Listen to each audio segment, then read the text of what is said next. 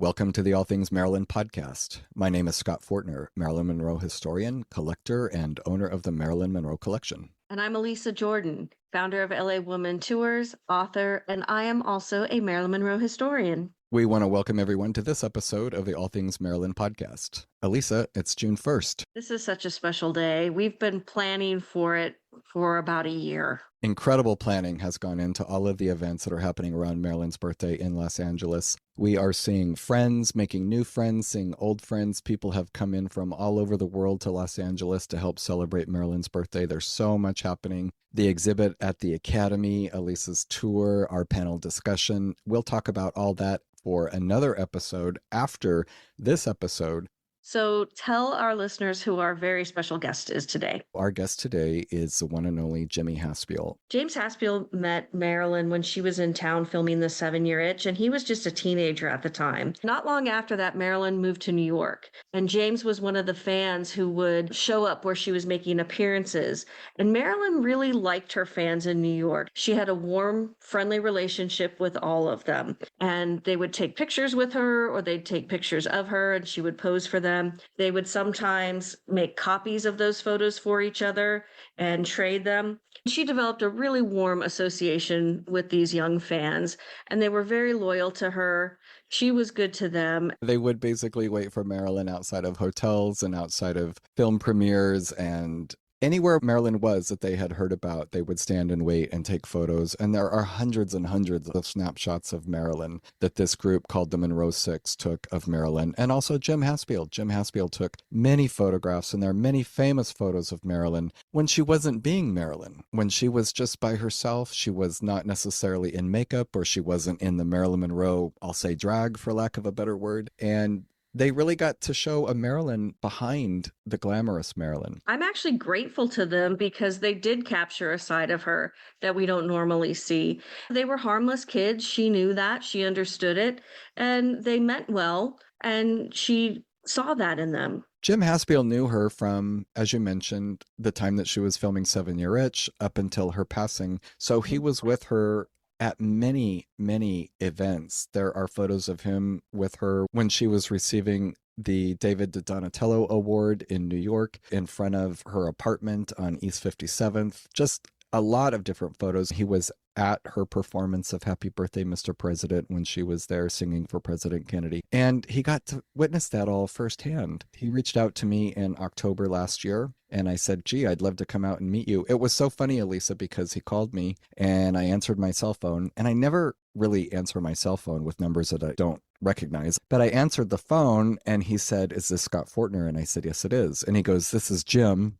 And then my phone cut out just a little bit, just a reception issue. And I said, I'm sorry, who? And he said, you call yourself a Marilyn fan and you don't know who James Haspiel is. And I just about dropped the phone because never in a million years did I think James Haspiel would be calling me, but I didn't hear the Haspiel part because my phone had cut out. So it was a bit of a shock and actually quite embarrassing for me to have to try to explain.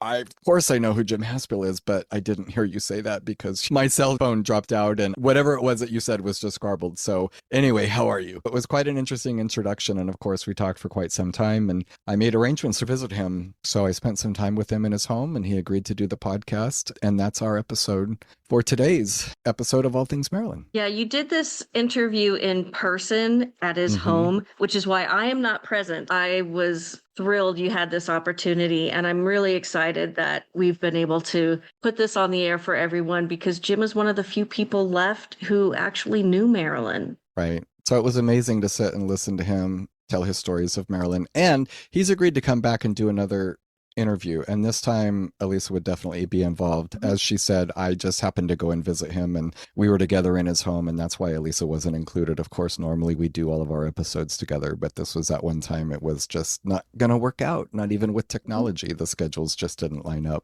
So we will share that these are Jim's personal individual memories of the many experiences that he had with Marilyn from 1954 up through 1962. He talks about the last time he saw Marilyn, and he talks about a lot of their experiences together. We recognize that sometimes people's stories don't always line up with what might be reported elsewhere. But the truth is, and the fact remains, that Jim was a part of her life. She was a huge part of his life. it's documented. They were together many times, and there are many, many photos of them together. And he got to experience Marilyn in a way that very few people ever did get to experience her. And so it's great for him to be able to share that story with us. If you are a Marilyn book collector, you probably have some of his books, which give a personal insight into her life. So that's why we're so excited. Like a Marilyn geek, I took all 3 of my books with me, and he signed all 3 of them for me. Good. I'm glad you did. I would have done the same thing. Right. All right, Elisa, I think that we've talked enough about Jim Haspiel and how excited we are and how important he was just to the Marilyn Monroe story and the Marilyn Monroe experience and the way that he's been part of her story for decades now. Should we just get into it? Let's do this. If I am a star, the people made me a star.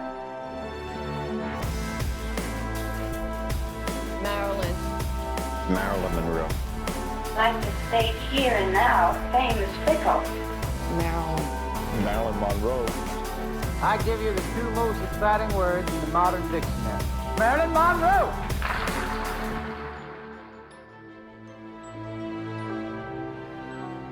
Welcome to the podcast. Thank you so much. Let's talk a little bit about the Monroe Six, Jim. Tell me about the Monroe Six. The most memorable person among the Monroe Six for me was Frida Hull, who was the wittiest human being I have ever known in my life. You could spend an hour with Frida Hull, and for 59 minutes, you'd be entertained by her wit. She was just spectacular. Second on that list for me is Gloria Malone, who was the oldest of the 6 and who had been a devotee of Ava Gardner and happened upon, I should say the 6 happened upon her when she was waiting to see Ava Gardner outside of the Regis Hotel.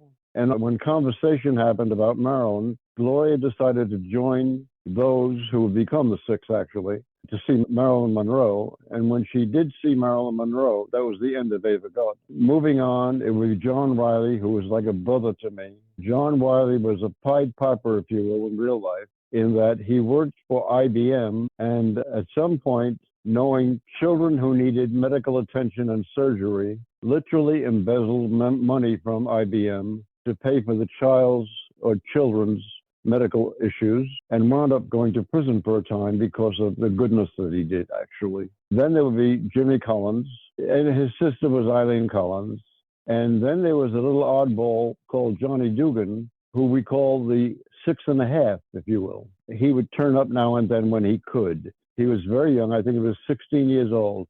I think I've covered the 6. If I haven't, remind me. We're covered there. Why do you think they never let you in to be one of the Monroe Six, one of the group? You were always just Haspiel 1. I can't say that I know why, but I would guess that the fact that we were there at the very same time, the very same year or two, when their interactions with Marilyn consisted literally of waiting outside her residence, seeing her now and then for a moment to talk to. But on the other end of that, she took me to breakfast.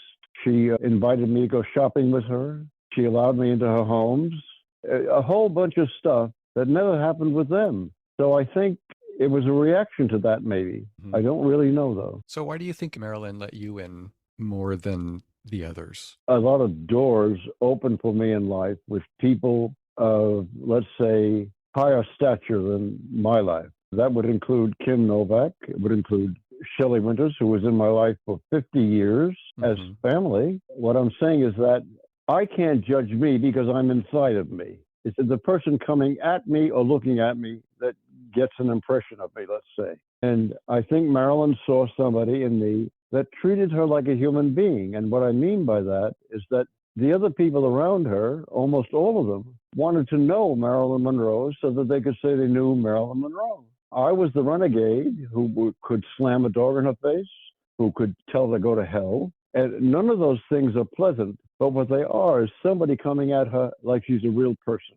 And it doesn't mean that I was right in any of those things that I did, but it does mean that she recognized that somebody in her atmosphere was treating her like a real human being, not a thing, is what I'm saying. And I think that was part of it. You mentioned that you had been in her home. So what all residences of Marilyn's did you visit? I was in her apartment at 2 Sutton Place.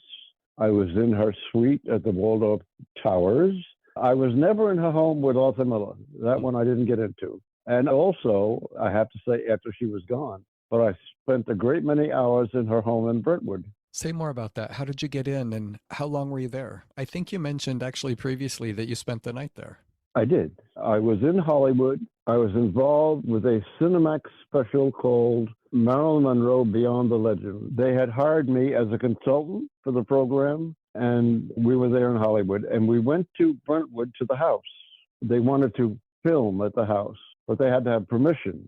And while we were there, in a sunny afternoon, outside the gate, they were receiving no for an answer. When the door opened and a blonde in a white terry cloth bathrobe came out, her name was Roberta Blue. She came to the gate and found out what was going on. And it was still no. I put my hand through the gate in order to shake her hand. And I said, I'm Jimmy Haspiel. And she said, you're Jimmy Haspiel? I was reading about you last night. And she opened the gate and let us in. Wow. And we got to film at the house for that show. I got to know Roberta was crazy about me. And I got to know her very well. And on all of my trips to California, she would take me to the house. And on one particular trip, the house was vacant. And she knew how to get into the house. You weren't able to just go into the house, but she knew how to get in. And she got me in. And over that night, I took, I believe, 500 slides of every nook and cranny of that house. I also swam in the pool. And I vividly remember swimming in Marilyn's pool that at one point I reached up, there was a fruit tree that Marilyn had planted, and I was able to take a piece of fruit off the fruit tree and eat it while I was in her pool. Wow. And how was it for you being in the house? What feelings did you have?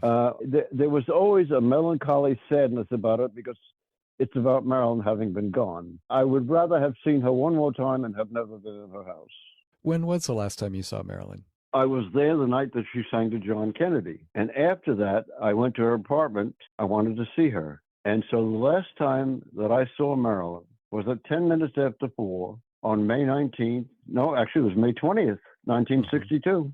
Certainly, I didn't know I would never see her again, but I never did. What I did do is in July of that year, I wrote her a long letter. And I know that she received it because it was in the paperwork from her estate after she passed.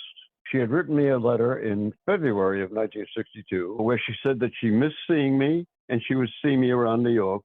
There's a fellow named Pat Miller. He was a Marilyn Monroe aficionado fan, big time. And he went to the warehouse where her furniture was stored, and he gave the night watchman a quart of liquor, and the night watchman allowed him to go inside and look at Marilyn's stuff. And while the night watchman was sitting outside drinking, Pat Miller was able to go through her stuff. And Marilyn had a dresser that was in her bedroom next to her bed. You can see a portion of it in the pictures that are taken through the window that night that she died. And in a drawer in that dresser was a manila envelope. In that envelope were pictures of Marilyn's children. Now that throws up a question mark. What I mean by that is there were pictures of Bobby and Jane Miller, her children with Arthur Miller, pictures of Joe DiMaggio Jr. from the Joe DiMaggio marriage, if you will. And there was only one civilian in that envelope, and it was me. And for, I don't know, for 200 years, I couldn't talk about that because it was just too much for me to even think about. But eventually, I came to terms with it, and as I just did, I speak about it now. I've heard a lot of stories about Patrick Miller. I never got a chance to meet him. He passed away before I would have had a chance to have gotten to know him. Did you want to talk a little bit about your last conversation with Marilyn? I think you wrote about that in your first book, right? I can't say that we had a conversation, but something happened that upset me. And I'm very grateful that I wrote that letter to her that she received because my last words to her were to go to hell. And I have never told anybody, including my own wife, what happened that night. And I'm not going to tell it now either, other than you're asking me the question, so I'm answering you. On the topic of JFK, what did you ever hear about Marilyn and President Kennedy while she was still alive? And did she ever mention him to you? No, but knowing her as well as I did, you're looking at a woman who married perhaps the most famous, successful baseball player, and then the most famous American writer at that time. It makes sense to me that she was involved with President Kennedy. It makes no sense to me Robert Kennedy. To me, that is not a man that she would be attracted to. She was attracted to very masculine men. And going back to Niagara with Richard Allen, when they were making Niagara, Marilyn went to the director and posed the question, should we be having him in this role? I think what it was is Richard Allen was a gay actor, and she, in her complete actor's mode, if you will, as a real actor, questioned whether the audience would not feel that he would not be her lover because he wouldn't be interested in her in that way. And so moving forward, the men in Marilyn's life were always very obviously masculine. I'm not saying that Robert Kennedy was not heterosexual. I'm saying that he's not masculine. JFK was. And also Ralph Roberts recalled Marilyn telling him that she never had anything to do with Robert Kennedy. I accept that as truth. Is it your opinion that there was something between Marilyn and President Kennedy? Romantic? Oh, yes, absolutely. Say more. In Marilyn's world, if Marilyn made you an egg, the story becomes she made you a dozen eggs.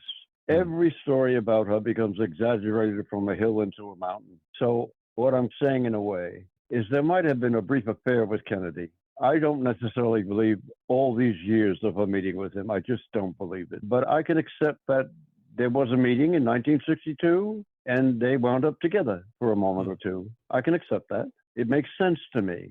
The woman I know, first of all, she didn't play by the rules, but there's a reason for that. She didn't grow up in a normal household where mommy and daddy teach you what to do. She became her own boss early on. And being her own boss, she made her own decisions. And she never apologized for them. She posted a nude calendar when you couldn't do that, and she did not apologize.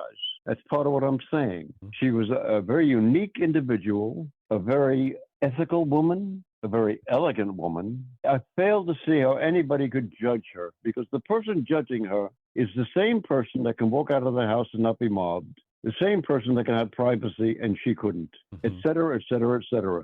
So why are you judging her? Who are you to know what she had to go through, is what I'm saying. Very good point. I want to switch gears a little bit and talk about some of the people in Marilyn's life. At dinner the other night, you said, be sure to ask me about Lee and Paula and Susan Strasberg. So what did you want to share about them?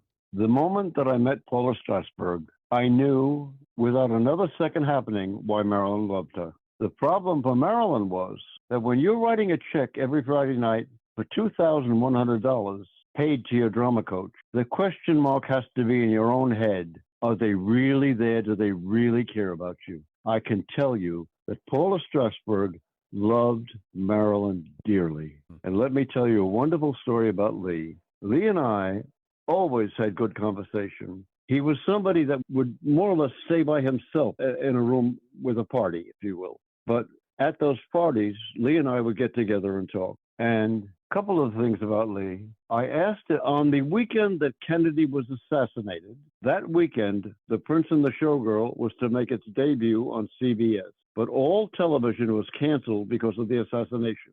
In other words, television was only about the assassination that weekend. So Prince and the Showgirl disappeared. Now, years later, Lee and I are at a party at Shelley Witter's house, and we're talking. And I said to him, Lee, what happened to The Prince and the Showgirl? He wanted to know why I was asking him. I said, Lee, Marilyn's contract with Warner Brothers, they owned the rights to it for the first 10 years. But after 10 years, she got the rights. So the rights belong to her, which means it belongs to you now. He said, I never knew that. He said, but now I know why Warner Brothers sent me all those 35mm prints of the film, which he had in a storage room in the house he lived in, the apartment building. And that's how it got re-released, because of me. Wow. Letting him know that he owned it. Wow. Thanks for letting him know. We were able to see it again. There you go. There you go. At dinner the other night, too, you mentioned that you had stopped in Florida just out of the blue to try to go and see where Gladys was buried, but then you discovered that she was still alive. So tell people about that. Pat Miller, who we spoke about a moment ago, lived in Gainesville, Florida, and I went to visit him. And when we were leaving Pat Miller's house, I said to my wife, wait a minute, we're in Gainesville. Marilyn's mother lived in Gainesville. Let's go to a phone book. Let me look up the cemeteries and see if we can find where she's buried and go visit her grave. So I went to the phone book, and there were 5 cemeteries, and I called each one. I said, is Gladys Ely buried there? And they all said no. So I have now exhausted the calls, and I thought, wait a minute, hold on. So I went to the E's in the phone book, Eley. Gladys, there it is, telephone number. I called her up. I identified myself. I told her that I would like to meet her. She was very reluctant. She didn't know who I was or why, and she didn't know if I was some reporter or somebody, whatever. But I was so persistent that on the phone, she said, if I let you come over, can I give you some pamphlets? I said, of course. So she invited us over. I was with my wife and my two little boys. We went to her apartment. She let us in. I remember the color blue was dominant in her apartment. And my children sat on the rug and drew little drawings of her. I had not taken a camera with me, which I regret to this day, but I spent 90 minutes with Gladys. And on the way to see Gladys, I told myself over and over again, call Marilyn Norma Jean. And that's what I did for 90 minutes. And Gladys never called her anything but Marilyn. And the other fascinating thing about that meeting was that when Gladys laughed, Marilyn and her mother had the same laughter. I'll never forget that. Did you learn anything new about Marilyn or Gladys the public didn't know? I learned what I think we already knew. Gladys was very vocal about not wanting Marilyn to be in that business. It was the first time I heard anybody ever use the word diametric, that it was diametrically opposed to Gladys's own believings. I wanted to talk about another story that you shared when we had dinner the other night, and I noticed you actually teared up a little bit. And so you were talking about the two times when you saw Marilyn when she was the most beautiful. So talk about that. First of all, she was always the most beautiful of anybody that I ever saw.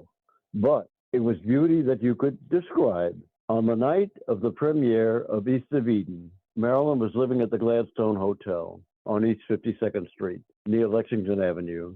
And for New Yorkers, the crowd waiting to see her, to get autographs and take pictures, lined up outside the hotel. It went all the way up to Park Avenue and wrapped around. That's how many people. And so what they did at the hotel is they brought Marilyn down in the elevator, and she stayed in the elevator while each person was able to get an autograph or a picture, whatever. And I decided I would be on the end of that line. There was a limousine outside and hundreds of people outside. And I stayed on the end of the line, and finally I was the last person at the elevator. I walked into the elevator, and I said, let me take you out to the car. And I put my arm through her arm, so we were attached, if you will. And I walked her out to the limousine. And when we came out the front door of the Gladstone Hotel, 500 flash bulbs went off. I've never seen a single picture. I took her to the limousine, and I think I angered the limousine driver because I put her into the car. Then I went around to the other side of the car, and I watched her through the window. And I can only say that there has never been a word, any dictionary, anywhere that could describe how beautiful she was that night. She was unspeakably, undescribably beautiful, just incredible. Incredible would be the word. And then the second time, the time that made me cry, is that she came out of 2 Sutton Place, and she was wearing a gray, I'll say, suit. It was a jacket and a gray skirt and gray heels and very light makeup and light pink lipstick and a kerchief. And her Thunderbird was parked at the curb, and she was going to meet Augusta Miller, Arthur Miller's mother. And this was the image she wanted to give to her future mother-in-law. And she was more beautiful than East of Eden because of the simplicity of it. Do you still get emotional thinking about her sometimes? I will tell you this. When I heard that she died, I cried for 2 years. On the other side of that, Shelley Winters, who loved her, did not cry, but for the rest of Shelley's life, you could not show her a picture of Marilyn without her crying. And Shelley was like that for the rest of her life, where you showed her a picture and she would Yes. break down. You learn not to do it. And Shelley got to the point where you asked her to be the godmother for your boys? Yeah. She anointed herself the godmother of my children. Without invitation? It was okay. But she also took my son Michael, who was just a fabulous child. The Actors Studio put on plays for the membership. And Shelley did a play there called Everything in the Garden. The star of the play was a child, a young boy. And she selected my son to be that person. And so Michael starred at the Actors Studio. And he starred in a PBS special called Mother May I. And he did other things. And he was supposed to be in Tom Cruise's first movie where he was still a young boy. That was supposed to be my son, but my son became ill and was hospitalized. And so the role went to Tom Cruise. Wow. That's a piece of probably new information for most listeners. Most listeners only know me as the Marilyn guy. I understand it. I'm not putting it down. Yeah. But that's how they know me. They don't know that I'm a married man with a group of children and has had a life entirely opposite of Jimmy, if you will. Let's switch gears and talk a little bit about the Peter Mangun film. In my then usual pursuit of Our Lady, I arrived at the Gladstone Hotel. And as I arrived, the door opened and she came out. And there was a teenage boy there with a movie camera. And he was taking movies of her coming out. And what I think neither of us really knew is she was going to walk from 52nd Street and Lexington Avenue over to Fifth Avenue to the Elizabeth Arden Beauty Salon. And she was with Milton Green and some other guy. So we all walked towards Fifth Avenue. And en route, cars literally pulled over to the curb because she was done up as her character, Marilyn. And people were screaming, Marilyn, Marilyn, Marilyn. And as we arrived finally in front of Elizabeth Arden's, I heard a crash, and I looked to my left, and a taxi cab had crashed into the back of the truck in front of him, and he was hanging out the window screaming, Marilyn. And I tapped her on her shoulder, and I said, you see what you did? I still laugh about it. That was the day that the kid got those movies. And you knew Peter Mangun, and you asked him to see the footage, but he never showed you. Is that right? Let me remember now. It takes me a moment. I can only tell you that, yes, I got his information that day. But over the years, he never replied to me. I finally saw that when it came to public view again. And so was that when it was on the Today Show, maybe about 15 or so years ago, that it was the first time you saw it? Or had you seen it before then? No, that was the first time. Okay. Wow. And what was your reaction after all these years? I was happy as a clam because in my life, things like that happened in the sense that the night that it was September 12th, 1954, and I was having conversation with a teenage boy outside of the St. Regis Hotel. And there were hundreds of people there waiting to see her come out. And we agreed that we would try to sneak into the hotel and go up to the 11th floor. I don't know how we knew she was in 1105 and 6, but we knew it. And we would sneak in and get upstairs. And when we went into the hotel, we were so stupid and so young and so ignorant that we thought we had to climb up the stairs, that we wouldn't be allowed to take the elevator. So we climbed up 11 flights of stairs, and we got to the floor and walked down, and we found 1105 and 6. It was down at the end of the floor, and knocked on the door, and a man opened the door. I don't know who he was, and we said, could we please meet Miss Monroe? And he closed the door, and then he came back and he said, no, you can't do that now. I said, oh, well, thank you anyway. Now we were angry because we climbed up all those stairs for no reason at all. So we're going to take the elevator down. We're going to treat ourselves to the elevator. So we walk down to the elevator and press the button, and the door opens, and Joe DiMaggio walks off. We are now walking behind Joe DiMaggio back towards the door. And I said, Mr. DiMaggio. He said, yes. I said, would it be possible for us to meet Marilyn? He said, come with me. He took us to the door, and he said, wait here. Don't go away. He went inside, and less than a minute later, the door opened, and he literally handed Marilyn out to us and then closed the door. So it was the teenager and me and Marilyn in the hallway. And greetings, let's say. And what the boy and I had arranged was that I would take a picture of him with her, with his camera, and he would do the same for me with my camera. And that's what we did. But we did not exchange numbers or any information. So when we left, by the way, it was Joe DiMaggio who introduced me to Marilyn Monroe. That's the truth, however you cut it. Anyway, I've waited all these years, about to be 88. I've waited all these years wanting to see that picture that I took. And I saw it this week for the first time on the internet. Wow. So it's the same kind of thing. In other words, the Mangun film, it took me till, as you said, 15 years ago. Yeah. That's when I saw it for the first time. The one thing I haven't seen, I've not seen a single picture of all those splash films the night of East of Eden. Hopefully someday those will show up. They better show up fast. Let's talk a little bit about Joe DiMaggio. What did you think about Joe? I like Joe. I understand. I've always understood his anger the night of the skirt scene for the 7-year-old. The reason being, I was there. I watched them film that scene for 5 hours. And every time her skirt went up, I could see through her panties.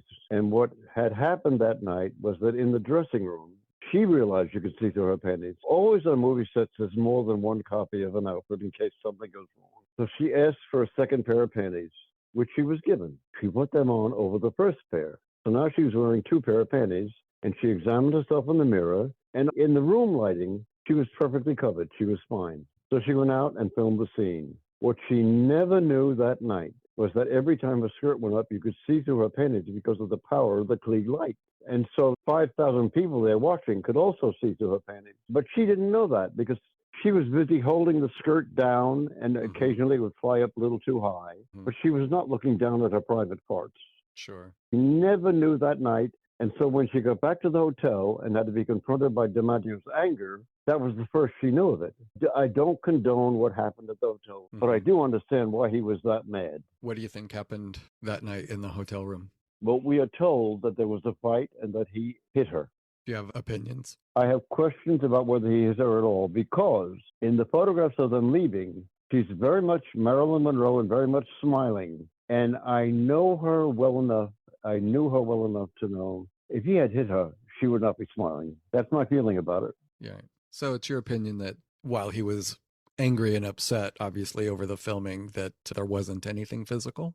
I don't think so. What I'm saying is that there obviously was a very vocal argument because people in the hotel heard them fighting. But that doesn't necessarily mean that he struck her. But on the other hand, more to the fact that he may have struck her is that he did hit her again in July of 1962. After all the years of wanting to get back with her and finally succeeding, he made that stupid gesture, which is the gesture of somebody who can't help themselves. And she actually had to go to a doctor over it. So, in other words, the ghost came back. And she discovered once again that this was not going to work. Once she had been hit, whether that was by him or in some other way by somebody else, once she had been hit, you can't undo that. It's already happened. But I'll tell you what she would do with people. If somebody offended her enough that she was through with them, I saw her do it. She put her hand up so that you were looking at the palm of her hand with her fingers spread, and she would say to that person, "See you around like never." And they would never have access to her again. That would be Natasha Lytess, as an example.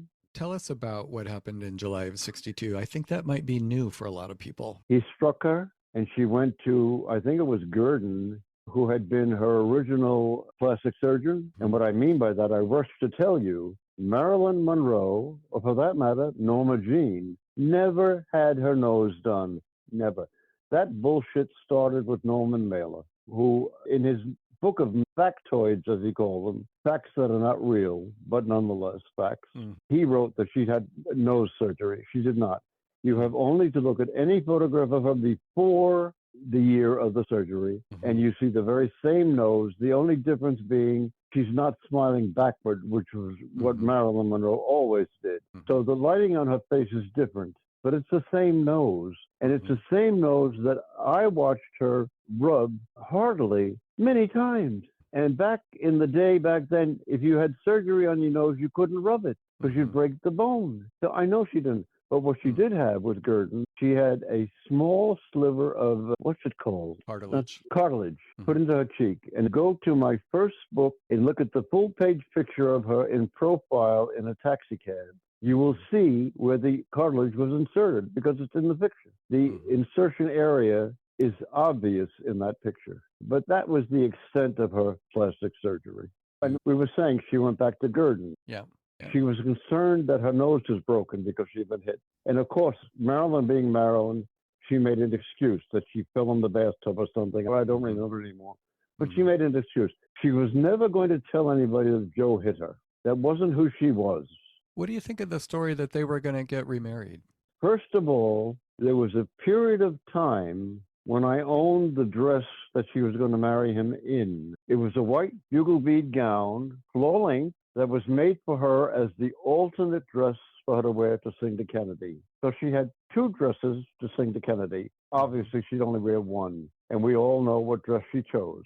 The other dress wound up in the possession of Shelley Winters and eventually my home. But that was the dress that she was then going to wear when she went to Washington months after she died. And she was going to go to an opening in Washington of a theater piece at which Kennedy and Jacqueline Kennedy would both be present. And she intended to wear that gown there. And I don't remember why exactly anymore, but that was also considered to be her wedding dress to DiMaggio.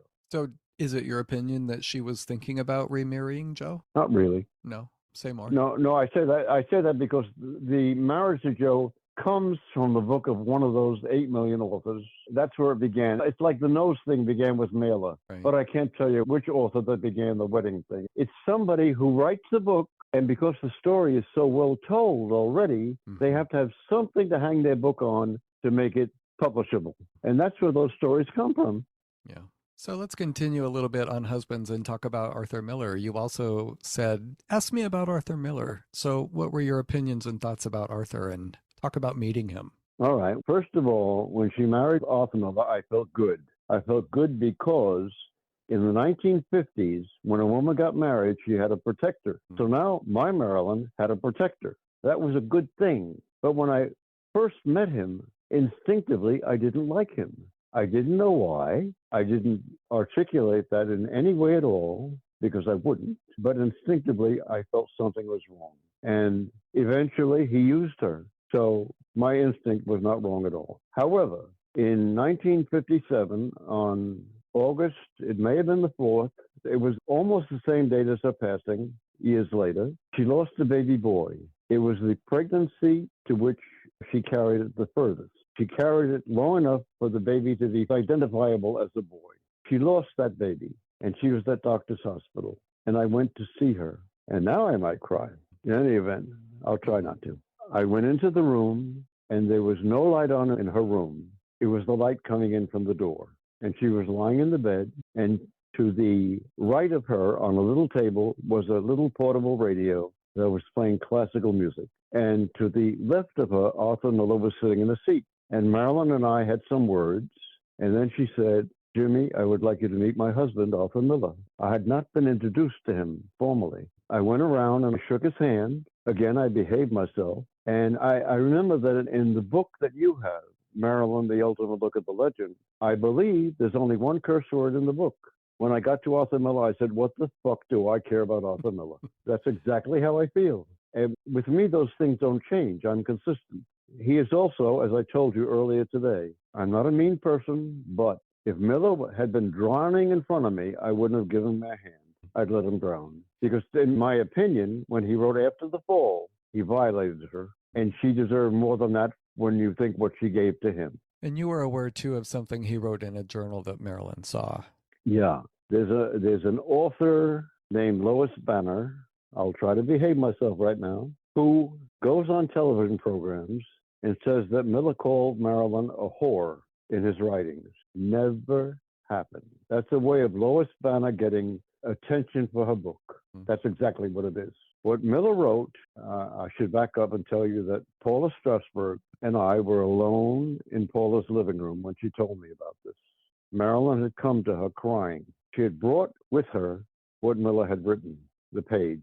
And in it, Miller had written, my daughter is the only woman I will ever love, and I wish that I could find an honorable way to die. When he wrote that, about 2 weeks after they got married, the marriage was over. She existed in that marriage for 4 years.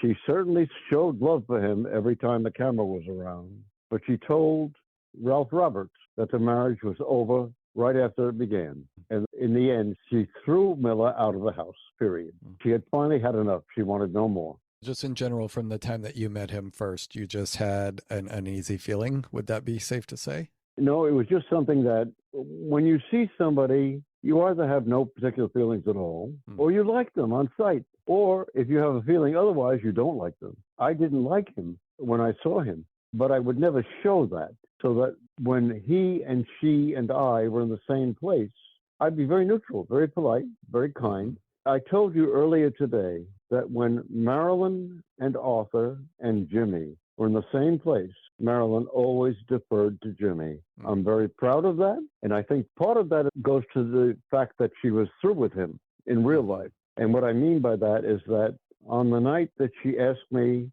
to let her give me a kiss for my 21st birthday, Arthur was there. She didn't say to him, may I, can I? She said to him, Arthur, I have to kiss Jimmy for his birthday. And she actually kissed me twice that night, right in front of him. And then she grabbed me around my waist and said, Jimmy, I remember when you were 17. And the other time, a little bit more explosive, was the day they filmed the costume test for the Misfits, and she had invited myself and the Monroe Six to come down and watch this happen. So we arrived at the 20th Century Fox Studios on the west side, and when we went in, my temper got the best of me in the sense that the man who was leading us in said something that upset me, and I told him to go fuck himself, and I walked out. So I never saw the costume fittings. What I saw was the street outside, and I waited, I think it was 2 hours till they finally came out. When she came out, she went across the street into her car that was waiting. And the Six and myself were now on the other side of the street where she was, and they were going over to the car. My anger was still lingering. Actually, my disappointment that I've been so stupid. However, they each went over to the car and asked her if she would come out and let them take pictures. And she declined, saying she didn't feel well. And my anger still in place, stupid kid that I was, I walked over to the car, I leaned in, and she was sitting on the far side of the back seat. Agnes Flanagan was sitting in the middle, and Miller was sitting right where I was. And I leaned into the car and I said, for Christ's sake, Marilyn, you invited us down here. And at that point, Marilyn looked at Miller and said, Arthur, I have to get out of the car. Jimmy wants to take my picture. And she got out of the car. So what I'm saying is that my experience was she always deferred to me for some reason. I can't speak to her mind. I can't tell you why, but she did. And there's amazing footage of you with her that day where you're standing on the stoop and somebody had a camera and they filmed the two of you standing together, you and Marilyn. It was my camera, and she came out of the car and she said to me, the Six were all standing there with their own cameras, and she said to me, where do you want me? And I was still with the anger in my edge. I said, get on the stoop. So she stood on the stoop there. The stoop is still there. You can go there and take your picture on the stoop. It's directly across the street from Fox. And she said, now, what do you want me to do? I said, turn to the right. Now turn to the left. And she followed. It was like Cecil B. DeMille directing her, or Billy Wilder for the younger crowd. And she took my directions, and I created that film. And it was interesting. I beat her home to 444 East 57th Street. And when she arrived, I filmed her going into the building. And I don't remember why, but we knew she was leaving presently to go shopping for something, go to a drugstore or something, I think it was. And she came out 15 minutes later. Now, you all have an image in your head of her in the Misfits wig, wearing the beige skirt and the blouse and whatnot, and the heels. The lady who walked out of the building 15 minutes later was in flats, a kerchief, no wig, bore no resemblance to the lady that walked into the building 15 minutes earlier. And I was filming her, and she had gone to pick up something at the drugstore. How do you feel today when you see these photos and even film footage casually of you with Marilyn? What types of emotions does that bring forward for you? I treasure them. I treasure them for myself personally, not because you all get to see I was real and I was there. I treasure them because they're moments of my personal life with her that I value and I care about, but I treasure them. That's my reaction, but on a very personal level. So Marilyn is huge today. She's world famous. What do you think of the fact that Marilyn is so big today? You knew her, she spent time with you, and you knew how big she was when she was alive. How does that compare to today? I think that she is indestructible. And what I mean by that is there'll come a time when she fades, but it'll be such a different world than any of us ever knew, because that's why she'll fade. But I think that her audience who loves her, you love her, I still love her. I think we all know that she's not that person they try to make her out to be. Because if she was that person, we wouldn't like her. True. Or would you like her? No, I just think that's a very interesting point. When you listen to all the things that some people say, that's a good point. First of all, she's so healthy looking when you see her.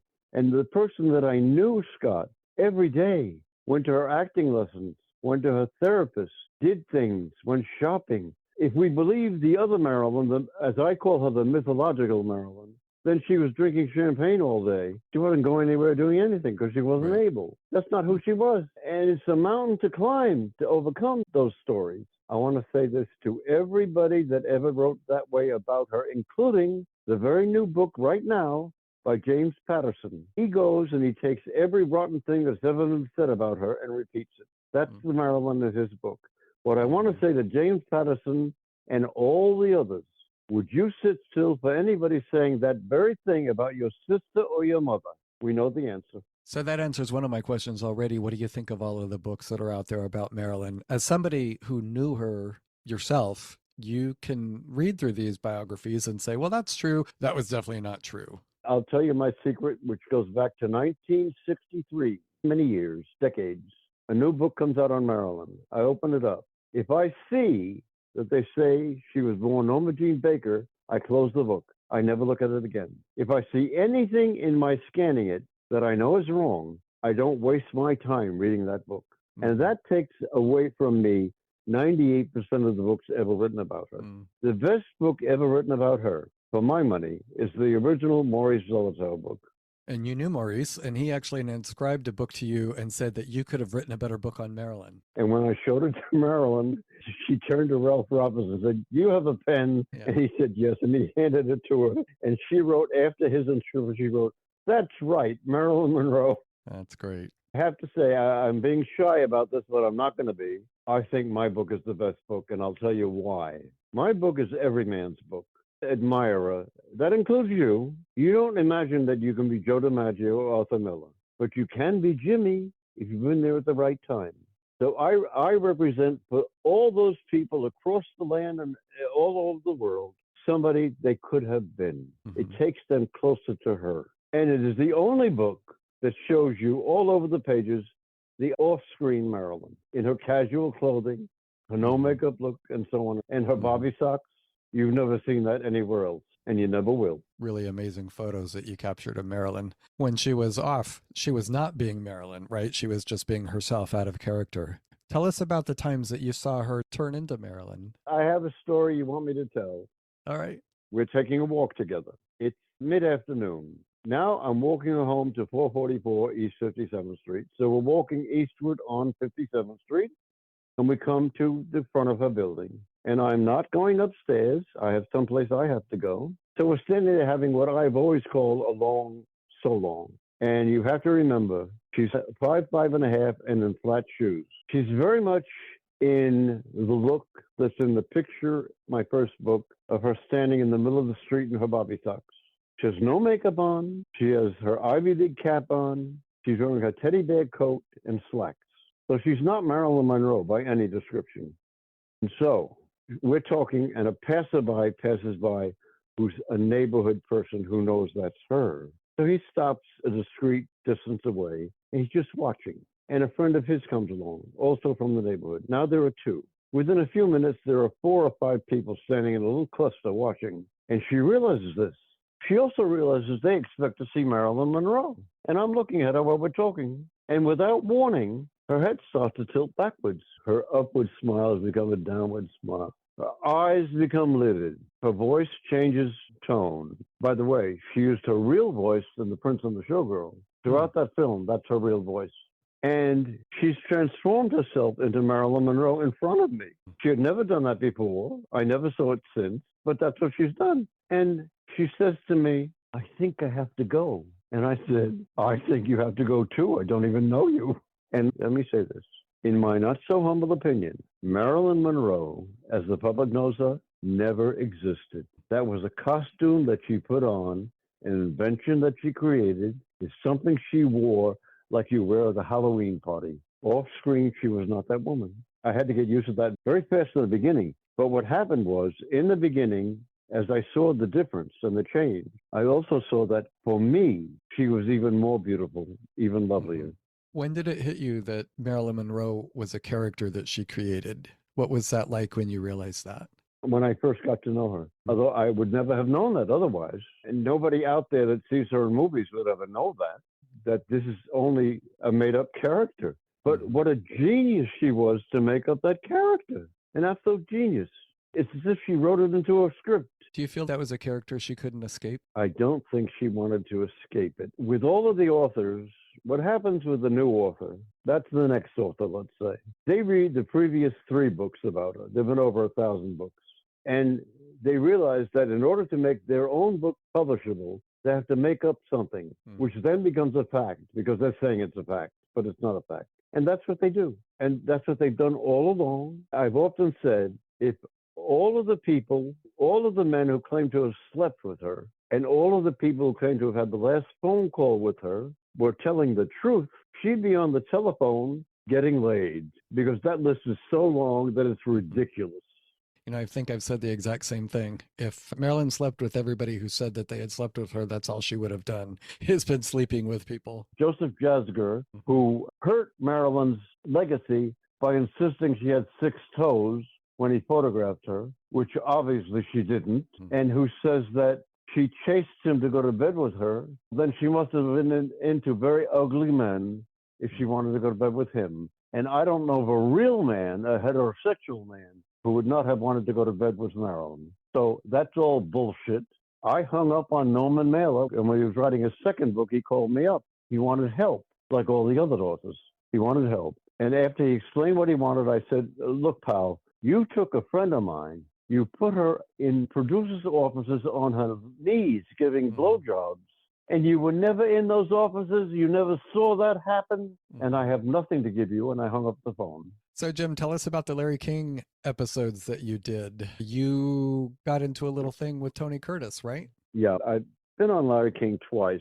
One of those shows was me, the first one, and the second one I was with Tony Curtis, Jane Russell, Donald O'Connor, and somebody else. And Tony Curtis, when they got to him, spoke about her doing the casting couch and being on her knees, as he said, in producers' offices. And him having said that, Curtis, King then went to me with another subject. And when he finished asking the question, I said, let's go back to Mr. Curtis. At which point, Tony said, call me Tony. I said, yes, Mr. Curtis. Anyway, I said, you're sitting here on an anniversary of Marilyn's birthday in a celebration of her life, telling that kind of story? And he said, everybody did it. I said, are you confessing? And King jumped in and said he just did. I think Tony outed himself is what he did by that interaction.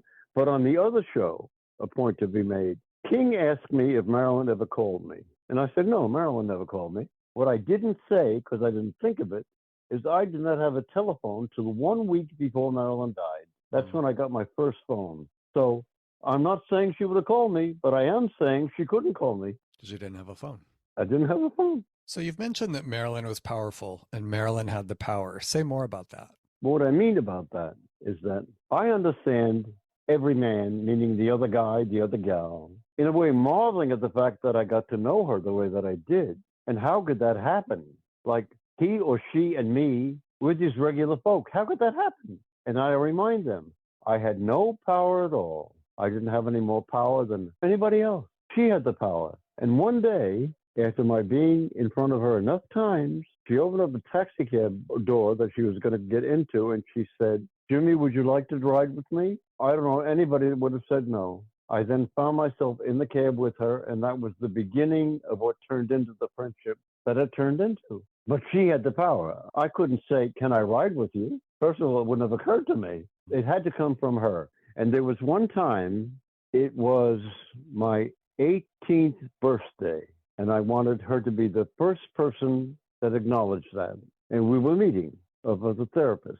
And as we were hailing a cab, it was her cab, she was hailing it. I said, the day before, I went down to West 14th Street and I bought a suit to wear. I didn't own a suit, but I wanted a suit for my birthday and to meet her in. And I am now dressed in a suit, a blue suit, with a white shirt and a tie. And I said, Marilyn, it's my 18th birthday, and I want you to be the first to wish me a happy birthday. And she stood there in front of me and said nothing at all. And after an awkward pause, she said, well, are you coming into the cab meeting? So I got into the cab, and we're driving downtown, and she's going to go onward to 444, and I'm going to go to Park Avenue and 59th Street, it was. So she knows we're pulling over to the curb at 59th. We get there to 59th Street, and I am a little upset that she didn't acknowledge my birthday. So what am I going to do for Jimmy? And then I say, wait a minute. I've always wanted to call her Norma Jean. For my birthday today, I'm going to call her Norma Jean. So the cab pulls over to the curb, and I'm ready to get out. And I open the door with my hand, and I'm going to leave. And I look at her, and I say, so long. And then I chickened out. I moved my head to get out of the cab. And as I did that, I said, Norma Jean. And I started to rise out of the cab. And it was like you run a film backwards. I heard her say, Jimmy. And I leaned back into the cab. And she took me in her arms. and she whispered in my ear, "Happy birthday, Jimmy." And I always understood what she did. She let time pass so that it could come from her, not as a request.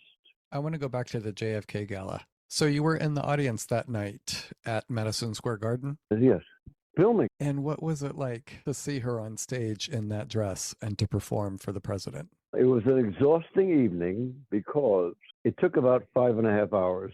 Everybody in show business was on the stage that night. Ella Fitzgerald, Jack Benny, Shirley MacLaine, Harry Belafonte, et al. They were all there performing. And throughout the evening, Peter Lawford, he introduced her 4 or 5 times, and she wouldn't appear. And when she finally did appear, he said those famous words, "The late Marilyn Monroe." It was done intentionally.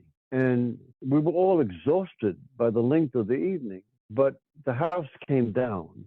The applause was thunderous. And she sang. And in an overly tired state, I watched like everybody else did. And I don't know what I could add to that. I've also told you earlier today that I then saw her again later that morning, shall we say, at 4:10 in the morning, which is, I want to emphasize, which is why Marilyn Monroe did not go to the Carlisle Hotel with John Kennedy, and I'll tell you why.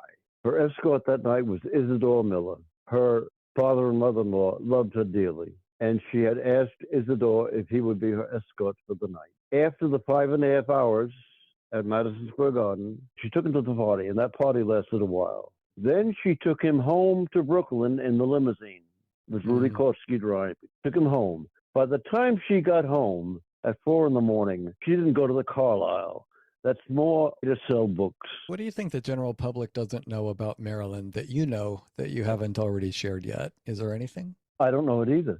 All right. So earlier today, we were talking about Marilyn in the first week of August. Say more about that throughout her life. It has always been a fascination to me that Marilyn Monroe, a.k.a. Norma Jean Mortensen, was born in 1926. As Marilyn Monroe, in 1962, she died. If you take 26 and turn it around, it's 62. Continuing, the first real burst of publicity in her life had to do with the nude calendar. The last real burst of publicity in her life had to do with the nude swimming scene. Along the way, she lost her baby boy the first week of August.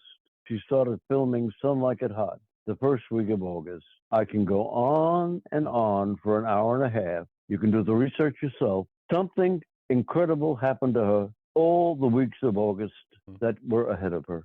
And that's a fascination. I say, did she come full circle? In other words, was the period in her life about to happen? I want to say that I have described and will describe Marilyn as the last female. What I mean by that is that she was so ultra feminine that she existed before the women put on slacks and the men started to wear earrings and carry purses. So for me, she is the last female. The other thing is that she was human art. And what I mean by that is that the Eiffel Tower is art. Operas are art. Ballet is art. There are other buildings that are art. There are many things that are paintings that are art. As a naked human being, she was human art. And little asides, I would ask you, Scott, would you like to have been the young man, that would be me, standing at the foot of her bed in her bedroom, looking up at what was by then the famous portrait of Abraham Lincoln hanging over her pillows, to have actually seen that in real life? For me, It was a magical moment. I thought, how incredible that I get to be this kid, this guy who, there it is, there's Lincoln. Yep. It's just incredible. I am like anybody that's listening. The distinction may be that they may be 25 and I'm 88. At dinner the other night, you mentioned that you're not Jimmy anymore.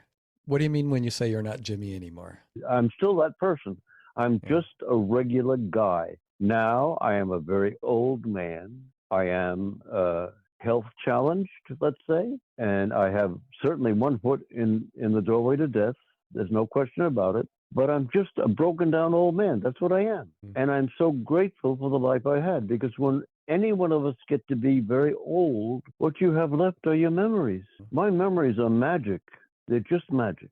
How would things have been different if Marilyn had stayed in New York and not moved back to Los Angeles? I'm glad you brought that up. There was a reason that Marilyn moved to Los Angeles.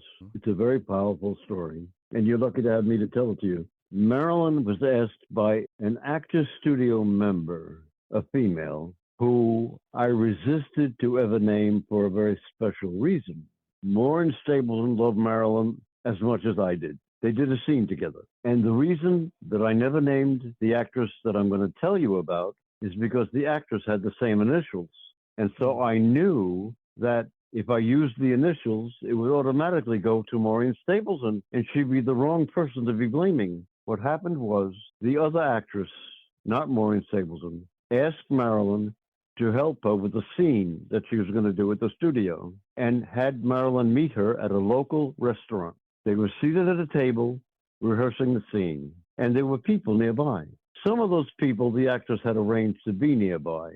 They were reporters, and at a certain moment during this discourse, the actress leaned over and kissed Marilyn on the lips.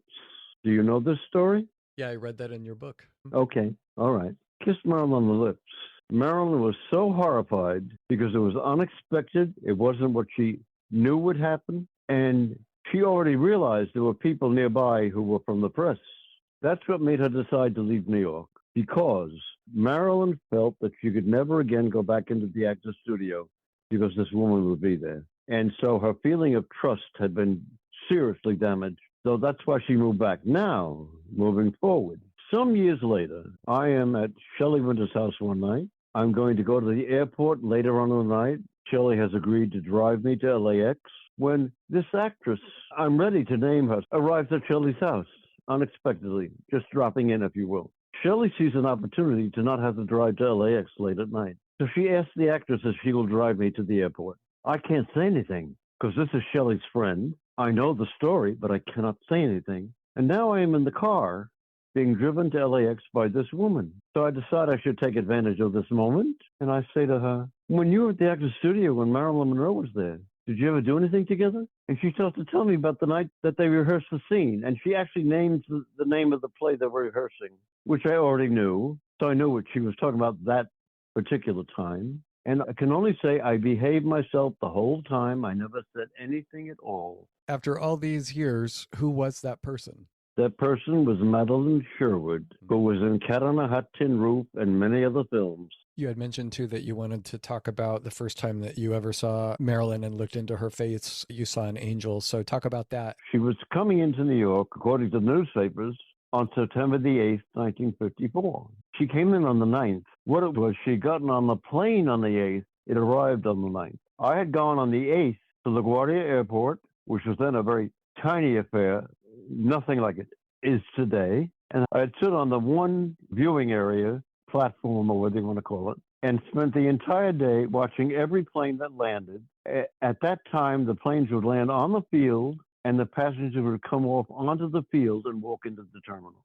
And I watched every plane that arrived, waiting to see her, and I didn't see her. The next day, on the 9th, I'm sitting in a diner having breakfast, and there's a television on, and they break into the program to say that Marilyn Monroe is arriving at LaGuardia Airport. Might have been Idlewild, but whatever it was. And they show her arrival.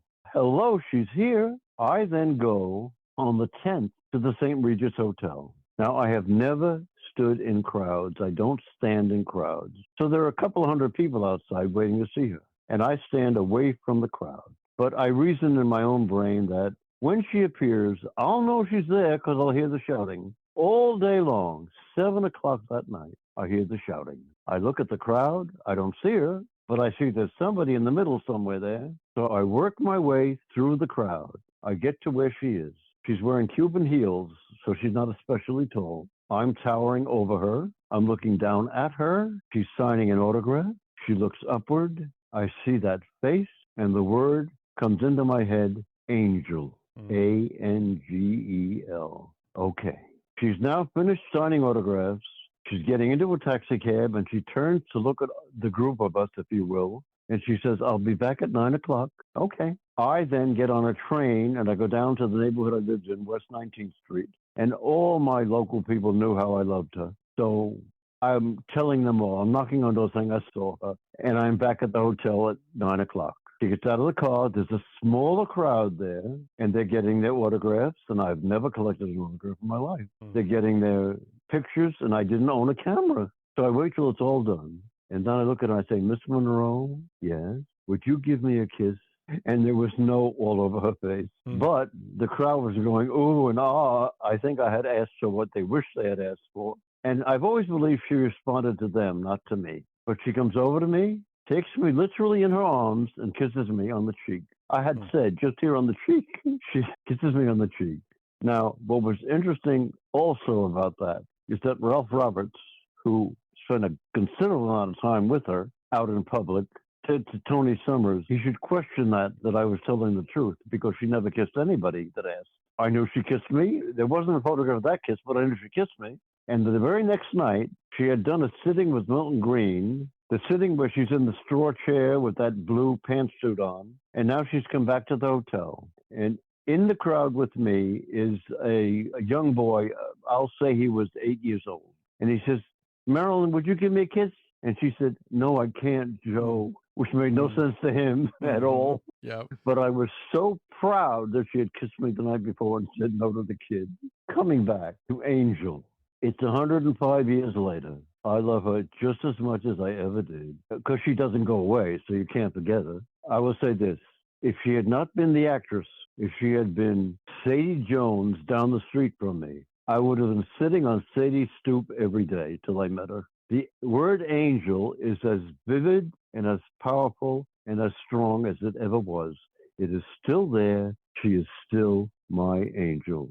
Jim, I think I'm coming to the end of my questions here. I know that you had other things that you had wanted to talk about. I think those would be really good topics for the other part of our interview, if that's okay. Does that work for you? It works for me today. As Cindy Adams usually says to many of her guests at the end of a long interview, you know, you're boring. I think I have to go now. I'll say for myself and I'll say for the listeners, I don't think that talking with Jim Haspiel is ever boring because you're full of amazing, incredible stories. Jim, thank you so much. What would you like to close with today? What would your closing message be to everybody that's listening and obviously huge fans of Marilyn and probably you too? You're very famous within the Marilyn community. Everybody knows who you are. What do you want to say for your closing comments? I want to say that we are doing this conversation on January 20th, 2026. I urge you to save this interview for June 1st, 2026, because I think you have a little piece of gold here, not because of what I said, but because I am Marilyn's other Jimmy. And when I say other Jimmy, what I mean is her first Jimmy, Mr. Doherty, spelled it Jimmie. I spell it Jimmy, Marilyn's other Jimmy. By the way, I met the other Jimmy. Oh. And it was in Milan, Italy. And as I came to the hotel door, I could see him from the back. He had his back to me. He was talking to somebody. And he turned around and saw me and came immediately over to me and hugged me and said, I know your face like I know mine. Wow. I think you're probably one of the very few people in the world that ever met all three of Marilyn Monroe's husbands. Outside of people that were in her inner circle and maybe family members, you met all three of her husbands. That's amazing. Scott Doherty actually liked me immensely, and he wanted me to come to Maine and stay with him. I never did, but he asked me, and he even pursued that invitation by calling me and whatnot. Wow. You're also the first person we've had on the podcast that actually knew Marilyn. So that's a very special opportunity for us. Just really thank you so much. It's great to get a chance to talk with you and hear your stories. I just want to say that I hope that my memories about her, my writings about her, have made you happy. I've tried very hard to do that, all the time keeping her very human. Thank you for doing that. And thank you for joining us on the podcast. You're very welcome. Well, Elisa, I'm hoping that our listeners enjoyed that as much as I enjoyed meeting with him. What do you think? Oh, I hope so. It's so much fun to listen to someone give personal memories of Marilyn, what she was like to actually interact with her, what she may have looked like, or just to have been in her presence, because I'm not one of those people who wishes they could go back and be her friend or interact with her. But I do wish I could go back and see her in person because I think it would have been just phenomenal, because you talk to someone who actually did see her in person and they all say the same thing. She was just magnetic. And I love hearing those personal stories. As I said in the podcast, there were those 2 times that he talked about where he saw Marilyn, where she was the most beautiful, and he literally got tears in his eyes. He thinks back decades and decades, and he still gets a little bit emotional. We do plan to have Jim back a second time so that we can both interview him and get to spend a little time together and talk with him a little bit more. We really hope that you've enjoyed this episode of the All Things Marilyn podcast. We love feedback. If you want to give us a 5-star rating wherever you listen to podcasts, you can follow us on Instagram at All Things Marilyn Podcast, and you can email us at allthingsmarilynpodcast@gmail.com if you have ideas, thoughts, or suggestions for future episodes, or if you just want to say hi. We always appreciate hearing from our followers. Elisa, happy birthday, Marilyn. It's June 1st. Happy birthday, Marilyn. Thanks, everyone, for tuning in to this episode of All Things Marilyn. Good night, man. Bye-bye.